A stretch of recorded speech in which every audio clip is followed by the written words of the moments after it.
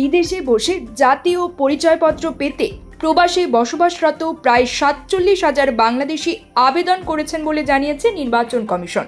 সম্প্রতি তৈরি করা প্রবাসে বসবাসরত বাংলাদেশি নাগরিকদের ভোটার নিবন্ধন সংক্রান্ত এক প্রতিবেদন থেকে এসব তথ্য জানা যায়।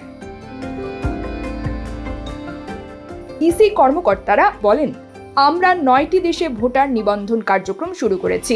এই দেশগুলো থেকে এখন পর্যন্ত ৪৭,০০০-এর মতো প্রবাসী ভোটার হওয়ার জন্য আবেদন করেছেন, যার মধ্যে অর্ধেকের বেশি আবেদন আমরা তদন্ত করে অনুমোদনও করেছি। জাতীয় পরিচয় নিবন্ধন অনুবিভাগের মহাপরিচালক ASM হুমায়ুন কবির বলেন, আগামী ১৫ জুলাই থেকে জাপানে ভোটার কার্যক্রম শুরু হয়ে যাবে। এছাড়া দক্ষিণ আফ্রিকা ও আমেরিকাতে আমরা কার্যক্রম শুরু করতে পারবো বলে আশা করছি।